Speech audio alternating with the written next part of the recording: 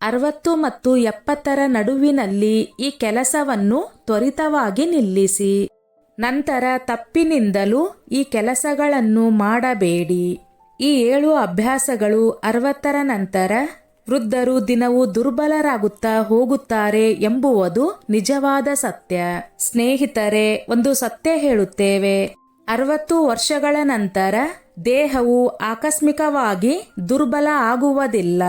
ಅದು ನಿಧಾನವಾಗಿ ದುರ್ಬಲಗೊಳಿಸುವ ನಮ್ಮ ಪ್ರತಿನಿತ್ಯದ ಈ 7 ಅಭ್ಯಾಸಗಳೇ ಕಾರಣ.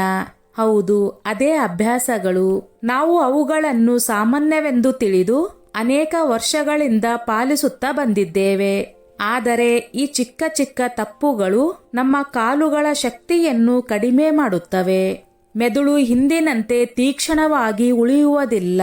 ನಿದ್ದೆ ವಾರದಿಂದ ವಾರ ತುಂಡುಗೊಳ್ಳುತ್ತದೆ ಮತ್ತು ದೇಹವು ದಿನದಿಂದ ದಿನಕ್ಕೆ ಸ್ವಲ್ಪ ಹೆಚ್ಚು ಆಯಾಸಗೊಂಡಂತೆ ಭಾಸವಾಗುತ್ತದೆ. ನಿಮ್ಮ ವಯಸ್ಸು 60ಕ್ಕಿಂತ ಹೆಚ್ಚಿದ್ದರೆ ಅಥವಾ ನಿಮ್ಮ ಮನೆಯಲ್ಲಿ ಯಾರಾದರೂ ಹಿರಿಯ ವ್ಯಕ್ತಿ ಇದ್ದರೆ ಇದನ್ನು ಗಮನವಿಟ್ಟು ಕೇಳಿ. ಏಕೆಂದರೆ ಇಂದು ನಾವು ಅಂತಹ 7 ಅಭ್ಯಾಸಗಳನ್ನು ನಿಮಗೆ ತಿಳಿಸಿಕೊಡುತ್ತೇವೆ. ಅವುಗಳನ್ನು ಬಿಟ್ಟರೆ ನಿಮ್ಮ ದೇಹವು 5 ಅಲ್ಲ 10 ವರ್ಷಗಳು ಹೆಚ್ಚು ಆರೋಗ್ಯಕರವಾಗಿ ಉಳಿಯಬಹುದು. ವಯಸ್ಸು ಎಂದರೆ ಕೇವಲ ಒಂದು ಅಂಕೆಯಷ್ಟೇ, ಆದರೆ ಅಭ್ಯಾಸಗಳು ನಿರ್ಧರಿಸುತ್ತವೆ ನಿಮ್ಮ ದೇಹವು ದುರ್ಬಲವಾಗುತ್ತದೆಯೋ ಅಥವಾ ಬಲವಾಗುತ್ತದೆಯೋ ಎಂದು. ಅಭ್ಯಾಸ ಸಂಖ್ಯೆ 1, ತಡರಾತ್ರಿ ಜಾಗರಣೆ. 60ರ ನಂತರ ದೇಹದ ಪುನರ್ನಿರ್ಮಾಣ ಪ್ರಕ್ರಿಯೆ ನಿಧಾನಗೊಳ್ಳುತ್ತದೆ. ನಿದ್ದೆ ಎಂದರೆ ಪ್ರತಿ ಕೋಶಗಳು ತಮ್ಮನ್ನು ತಾವು ದುರಸ್ತಿ ಮಾಡಿಕೊಳ್ಳುವ ಸಮಯವಾಗಿದೆ. ಆದರೆ ನೀವು ರಾತ್ರಿ 11-20 ಗಂಟೆಯವರೆಗೆ ಟಿವಿ, ಮೊಬೈಲ್ ಅಥವಾ ಮಾತುಕತೆಗಳಲ್ಲಿ ವ್ಯಸ್ತರಾಗಿದ್ದರೆ ದೇಹದಲ್ಲಿ ಮೆಲಟೋನಿನ್ ಹಾರ್ಮೋನ್ ಕಡಿಮೆ ಉತ್ಪತ್ತಿಯಾಗುತ್ತದೆ. ನಷ್ಟ, ಆಯಾಸ, ಮೆದುಳು ನಿಶ್ಚಲವಾಗುವುದು, ರಕ್ತದ ಒತ್ತಡ ಅಸಮತೋಲನಗೊಳ್ಳುವುದು, ಸ್ನಾಯುಗಳ ದುರಸ್ತಿ ಕಡಿಮೆಯಾಗುವುದು. ಏನು ಮಾಡಬೇಕು? ರಾತ್ರಿ ಸುಮಾರು 9ರಿಂದ 10 ಗಂಟೆಯ ನಡುವೆ ನಿದ್ರಿಸಿ. ನಿದ್ರೆಗೆ ಮುಂಚೆ 30 ನಿಮಿಷಗಳ ಮುಂಚೆ ಸ್ಕ್ರೀನ್ ಸಂಪೂರ್ಣವಾಗಿ ಬಂದ್ ಮಾಡಿ. ಹಗುರ ಸಂಗೀತ ಕೇಳಿ ಅಥವಾ ಬೆಚ್ಚಗಿನ ಹಾಲು ಕುಡಿಯಿರಿ. ನಿದ್ದೆ ಸುಧಾರಿಸಿದರೆ ಅರ್ಧದಷ್ಟು ರೋಗಗಳ ಮೇಲೆ ಸ್ವಯಂಚಾಲಿತವಾಗಿ ಜಯ ಸಾಧಿಸುತ್ತದೆ. ಅಭ್ಯಾಸ ಸಂಖ್ಯೆ 2, ಬೆಳಗ್ಗೆ ಎದ್ದ ತಕ್ಷಣ ನೀರು ಕುಡಿಯುವುದು. 60ರ ನಂತರ ದೇಹದಲ್ಲಿ ನೀರಿನ ಕೊರತೆ ಬೇಗನೆ ಆಗುತ್ತದೆ. ಬೆಳಗ್ಗೆ ಖಾಲಿ ಹೊಟ್ಟೆಯಲ್ಲಿ ನೀರು ಕುಡಿಯುವುದು ಎಂದರೆ ದೇಹದಲ್ಲಿ ಸಂಗ್ರಹವಾದ ವಿಷಕಾರಕ ಪದಾರ್ಥಗಳು ಮತ್ತೆ ರಕ್ತದಲ್ಲಿ ಮಿಶ್ರಗೊಳ್ಳುವುದು. ನಷ್ಟ, ಮಲಬದ್ಧತೆ, ಗ್ಯಾಸ್, ಭಾರವಾಗುವುದು, ಮೂತ್ರಪಿಂಡಗಳ ಮೇಲೆ ಅತಿಯಾದ ಒತ್ತಡ, ರಕ್ತ ಗಟ್ಟಿಯಾಗುವುದು. ಇದಕ್ಕೆ ಏನು ಮಾಡಬೇಕು? ಬೆಳಗ್ಗೆ ಎದ್ದ ತಕ್ಷಣ 1 ಗ್ಲಾಸ್ ಬೆಚ್ಚಗಿನ ನೀರು ಕುಡಿಯಿರಿ. ಬೇಕಿದ್ದರೆ ಅದರಲ್ಲಿ ನಿಂಬೆ ಮತ್ತು ಜೇನು ಸೇರಿಸಿ ಅಥವಾ ತಾಮ್ರದ ಪಾತ್ರೆಯ ನೀರು ಕುಡಿಯಿರಿ. ಬೆಳಗ್ಗೆಯ ನೀರು ಹಿರಿಯರಿಗೆ ಅಮೃತದಂತೆ ಇರುತ್ತದೆ. ಅಭ್ಯಾಸ ಸಂಖ್ಯೆ 3, ಚೆನ್ನಾಗಿ ಅಗಿದು ತೊರೆಯಲ್ಲಿ ಊಟ ಮಾಡುವುದು. ವಯಸ್ಸು ಹೆಚ್ಚಿದಂತೆ ಅಗಿಯುವ ಸಾಮರ್ಥ್ಯ ಕಡಿಮೆಯಾಗುತ್ತದೆ. ಆದರೆ ಚೆನ್ನಾಗಿ ಅಗಿದು ತಿನ್ನದ ಆಹಾರವು ನೇರವಾಗಿ ಹೊಟ್ಟೆಯ ಮೇಲೆ ಒತ್ತಡ ತರುತ್ತದೆ. ನಷ್ಟ, ಗ್ಯಾಸ್ ಮತ್ತು ಆಮ್ಲಪಿತ್ತ, ಪೋಷಕ ಅಂಶಗಳು ಚೆನ್ನಾಗಿ ಜೀರ್ಣವಾಗುವುದು, ಸ್ನಾಯುಗಳು ದುರ್ಬಲವಾಗುವುದು, ತೂಕ ಅಸ್ಥಿರವಾಗುವುದು. ಇದಕ್ಕೆ ಏನು ಮಾಡಬೇಕು? ಪ್ರತಿ ತುತ್ತನ್ನು 25ರಿಂದ 30 ಬಾರಿ ಚೆನ್ನಾಗಿ ಅಗಿಯಿರಿ. ಊಟದ ಸಮಯದಲ್ಲಿ ಟಿವಿ ಮತ್ತು ಮೊಬೈಲ್ ಬಂದ್ ಮಾಡಿ. ನಿಧಾನವಾಗಿ ತಿನ್ನಿ. ಆತುರ ಮಾಡಬೇಡಿ. ನಾವು ಆಹಾರವನ್ನು ಹೇಗೆ ತಿನ್ನುತ್ತೇವೆಯೋ ಹಾಗೆಯೇ ನಮ್ಮ ಆರೋಗ್ಯವು ರೂಪುಗೊಳ್ಳುತ್ತದೆ. ಸ್ನೇಹಿತರೆ, ಈಗ ಮುಂದೆ ಆ ಅಭ್ಯಾಸಗಳ ಬಗ್ಗೆ ತಿಳಿದುಕೊಳ್ಳೋಣ. 60ರ ನಂತರ ದೇಹವನ್ನು ಒಳಗಿನಿಂದ ನಿಧಾನವಾಗಿ ಖಾಲಿಯಾಗಿಸುವ ಅತ್ಯಂತ ಅಪಾಯಕಾರಿ ಅಭ್ಯಾಸಗಳು ಇವು. ಜನರು ಅವುಗಳನ್ನು ಸಾಮಾನ್ಯವೆಂದು ತಿಳಿದು ಅನೇಕ ವರ್ಷಗಳಿಂದ ಮಾಡುತ್ತಾ ಇರುತ್ತಾರೆ. ಅಭ್ಯಾಸ ಸಂಖ್ಯೆ 4, ಬೆಳಗಿನ ನಡಿಗೆಯನ್ನು ಬಿಡುವುದು. ಸ್ನೇಹಿತರೆ, ನಿಜ ಹೇಳಬೇಕೆಂದರೆ 60ರ ನಂತರ ನಡಿಗೆ ಎಂದರೆ ಕೇವಲ ವ್ಯಾಯಾಮವಲ್ಲ, ಅದು ದೇಹಕ್ಕೆ ಆಕ್ಸಿಜನ್ನ ಜೀವನವಾಗಿದೆ. ಒಬ್ಬ ಹಿರಿಯರು ಹೇಳುತ್ತಾರೆ, ಈಗ ಏನು ನಡೆಯಬೇಕು, ಕಾಲು ನೋವುತ್ತಿದೆ ಎಂದು. ಅದು ಸಂಕೇತವಾಗಿದೆ ದೇಹಕ್ಕೆ ನಡೆಯುವುದು ಅತ್ಯಂತ ಹೆಚ್ಚಿನ ಅಗತ್ಯವಿದೆ ಎಂದು. ವಯಸ್ಸು ಹೆಚ್ಚಿದಂತೆ ಮೂಳೆಗಳ ಘನತೆ ಕಡಿಮೆಯಾಗುತ್ತದೆ, ಸ್ನಾಯುಗಳು ದುರ್ಬಲವಾಗುತ್ತವೆ ಮತ್ತು ರಕ್ತ ಸಂಚಾರ ನಿಧಾನಗೊಳ್ಳುತ್ತದೆ. ಅಂತಹ ಸಮಯದಲ್ಲಿ ನಡೆಯುವುದನ್ನು ಬಿಟ್ಟರೆ ಕಾಲುಗಳ ರಕ್ತನಾಳಗಳು ಕೊಳೆಯಲು ಆರಂಭಿಸುತ್ತವೆ. ಹೃದಯದ ಮೇಲೆ ಒತ್ತಡ ಬರುತ್ತದೆ, ನಿದ್ದೆ ಕೆಡುತ್ತದೆ ಮತ್ತು ಮೆದುಳು ನಿಶ್ಚಲವಾಗುತ್ತದೆ. ಇದಕ್ಕೆ ಏನು ಮಾಡಬೇಕು? ಸೂರ್ಯೋದಯದ ನಂತರ 30ರಿಂದ 40 ನಿಮಿಷಗಳ ಕಾಲ ಹಗುರ ಗತಿಯಲ್ಲಿ ನಡೆಯಬೇಕು. ಸಾಧ್ಯವಾದರೆ ಹುಲ್ಲಿನ ಮೇಲೆ ಬರಿಗಾಲಿನಲ್ಲಿ ನಡೆಯಬೇಕು.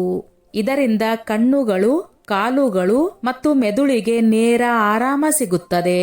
ಸ್ವಲ್ಪ ಸಮಯ ತೆರಳಿ ನಡಿಗೆ ಕೇವಲ ವಾರ್ಧಕ್ಯವನ್ನು ನಿಧಾನಗೊಳಿಸುವುದಿಲ್ಲ, ಬದಲಿಗೆ ಅದರ ಮೇಲೆ ಪೂರ್ಣ ನಿಯಂತ್ರಣ ಇಡುತ್ತದೆ. ಅಭ್ಯಾಸ ಸಂಖ್ಯೆ 5. ತಳಿಯುವ ಮತ್ತು ಅತಿಯಾದ ಸಿಹಿ ಪದಾರ್ಥಗಳನ್ನು ತಿನ್ನುವುದು. ನಮ್ಮ ವಯಸ್ಸು ಹೆಚ್ಚಿದಂತೆ ನಮ್ಮ ದೇಹವು ಹಿಂದಿನಂತೆ ಆಹಾರವನ್ನು ಜೀರ್ಣಿಸಿಕೊಳ್ಳುವುದಿಲ್ಲ. ಜೀರ್ಣರಸಗಳು ಕಡಿಮೆ ಉತ್ಪತ್ತಿಯಾಗುತ್ತವೆ. ಯಕೃತ್ ನಿಧಾನ ಗತಿಯಲ್ಲಿ ಕೆಲಸ ಮಾಡುತ್ತದೆ. ಅಂತಹ ಸಮಯದಲ್ಲಿ ದಿನವೂ ಪರಾಟ, ಸಮೋಸ, ಮಿಠಾಯಿ, ಬಿಸ್ಕೆಟ್, ಅತಿಯಾದ ಚಹಾ ಇವೆಲ್ಲವೂ ದೇಹಕ್ಕೆ ನಿಧಾನವಾಗಿ ವಿಷದಂತೆ ದುರ್ಬಲಗೊಳಿಸುತ್ತವೆ. ನಷ್ಟ, ಕೊಲೆಸ್ಟ್ರಾಲ್ ಹೆಚ್ಚುವುದು, ಹೃದಯ ವಿಕಾರದ ಅಪಾಯ, ಸಕ್ಕರೆಯ ಮಟ್ಟ ಹೆಚ್ಚಿಸುವುದು, ಮೂಳೆಗಳು ದುರ್ಬಲವಾಗುವುದು, ಹೊಟ್ಟೆ ಭಾರವಾಗಿ ಉಳಿಯುವುದು. ಇದಕ್ಕೆ ಏನು ಮಾಡಬೇಕು? ಹಗುರ ಉಕ್ಕಿದ ಮನೆಯ ತಾಜಾ ಆಹಾರ ತೆಗೆದುಕೊಳ್ಳಬೇಕು.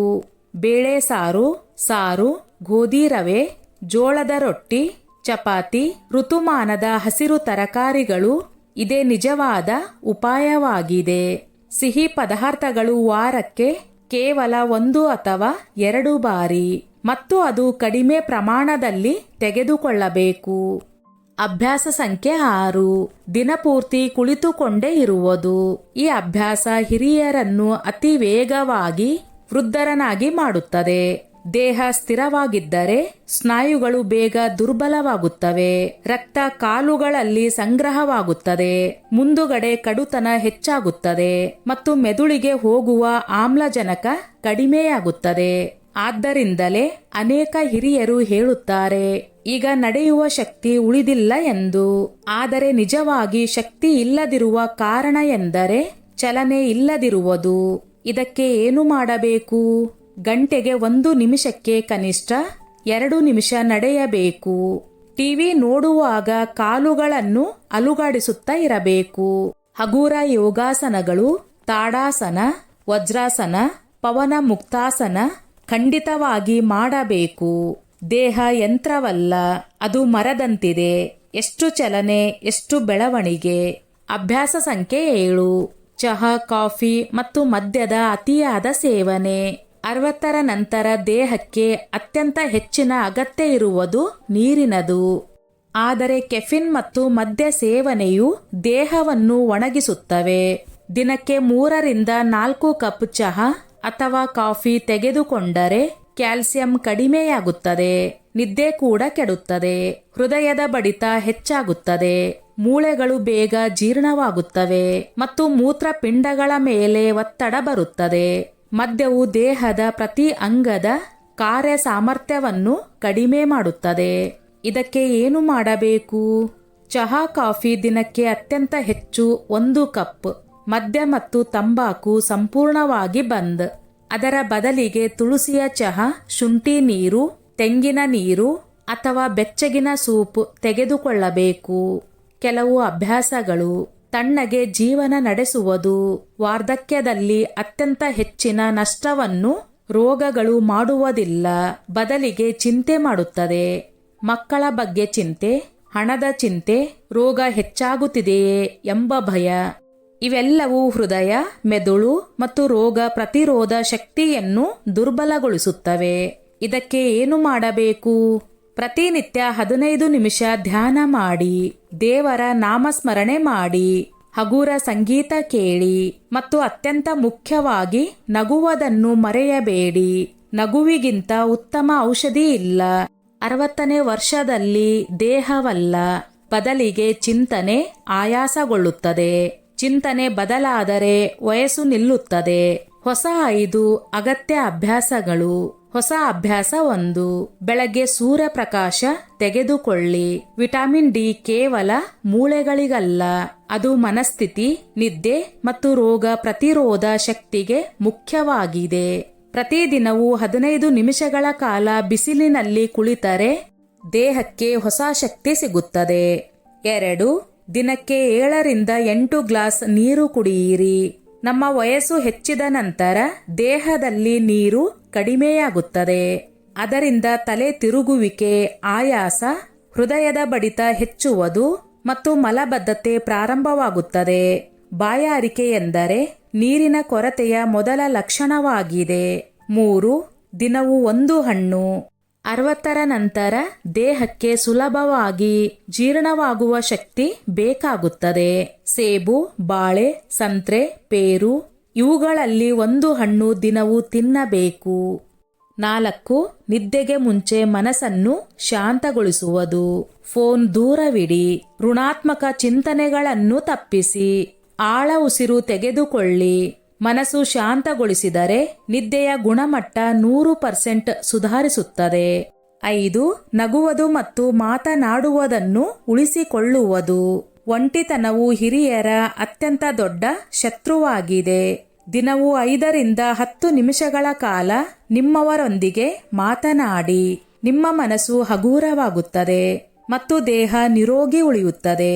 ಸ್ನೇಹಿತರೆ, ವಯಸ್ಸು ಹೆಚ್ಚುವುದು ಸಹಜವಾಗಿದೆ, ಆದರೆ ದುರ್ಬಲವಾಗುವುದು ಅಗತ್ಯವಿಲ್ಲ. ಈ 7 ಕೆಟ್ಟ ಅಭ್ಯಾಸಗಳನ್ನು ಬಿಟ್ಟು ಈ 5 ಹೊಸ ಅಭ್ಯಾಸಗಳನ್ನು ಅಂಗೀಕರಿಸಿ ನಂಬಿಕೆ ಇಡಿ. ನೀವು 70 ಅಲ್ಲ 90 ವರ್ಷದವರೆಗೆ ಇದೇ ಶಕ್ತಿ, ಬಲ ಮತ್ತು ಸಂತೋಷದೊಂದಿಗೆ ಜೀವನ ನಡೆಸಬಹುದು. ಸ್ನೇಹಿತರೆ, ಈ ನನ್ನ ಮಾಹಿತಿ ನಿಮಗೆ ಇಷ್ಟವಾಗಿದ್ದಲ್ಲಿ ದಯವಿಟ್ಟು ಶೇರ್ ಮಾಡಿ, ಲೈಕ್ ಮಾಡಿ ಮತ್ತು ಸಬ್ಸ್ಕ್ರೈಬ್ ಮಾಡಿ.